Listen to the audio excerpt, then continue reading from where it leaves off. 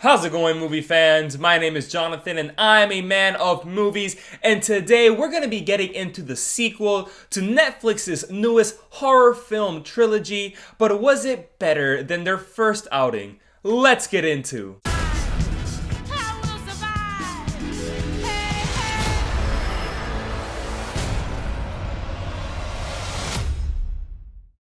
Leigh Janiak returns to direct Fear Street Part 2, 1978, starring Sadie Sink, Emily Rudd, Ryan Simpkins, McCabe, Slye, Ted Sutherland, as well as some returning cast members from the previous film. In this second installment, a summer of fun turns into a gruesome fight for survival as a killer terrorizes Camp Nightwing in the cursed town of Shadyside. Diving into the different eras of horror has proven to popularize this film series, and we've all been eagerly awaiting the slasher fest that would be a 70s summer camp.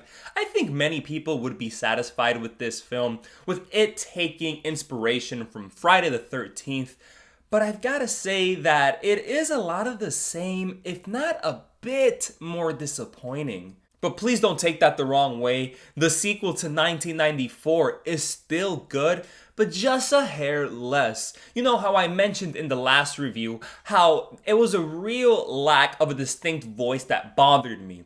Well, that voice is completely gone this time around, and 1978 ends up becoming a complete ripoff and a generic summer camp horror film. Not to say that there isn't fun to be had, but it feels like if you've seen one, you've seen them all, and the unique lore of the Shadyside curse of Sarah Fear wasn't able to aid in making the film any more creative. I did appreciate how this film does end up tying in with 1994, but aside from that central conflict, we're introduced to Camp Nightwing and the events that took place when another Shadysider loses it and ends up killing a whole bunch of campers. And it's still not scary, albeit it does have graphic kill sequences. And it plunges into a slow-paced narrative where our characters, this time around being led by Sadie Sink and Emily Rudd, are the focus, and unfortunately, they just weren't written interestingly enough for me to see that development as a win. And that's my biggest gripe. Not that it's not scary.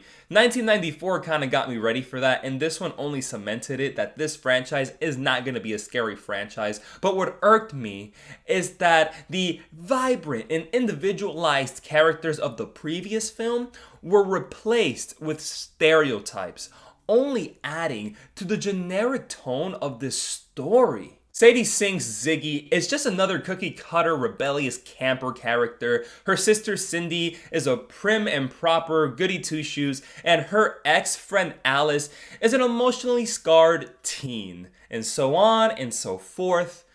But I gotta say, there's nothing wrong with the performances. I think that the young actors are a big standout.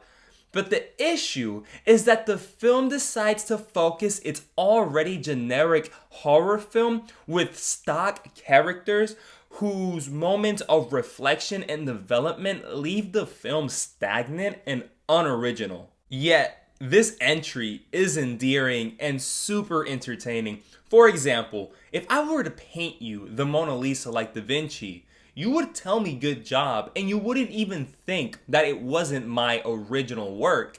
That's how I see this. It's like Friday the 13th, okay? But why is that a bad thing? Maybe it's not as good as Friday the 13th, and it does lack an original story, but it was still a very good, thrilling slasher film that was helmed by fantastic performances all across the board that tried to break the mold, and while it didn't, the mold was still there to help them cross the finish line. To wrap it all up, the second installment in the Fear Street franchise does suffer from being a middle film in a trilogy where the horror slasher vibe takes a back seat in order to provide more context, but the suspense and thrills mixed in with horrific scenarios and a great acting showcase make it a worthy sequel if even it's a bit more disappointing. Fear Street Part 2, 1978 is a repeat watch.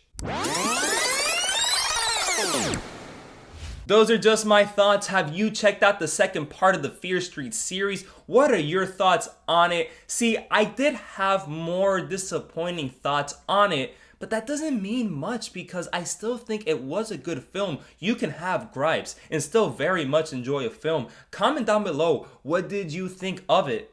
But like always, like this video, share this video with family and friends, and subscribe to my channel. Till next time, movie fans.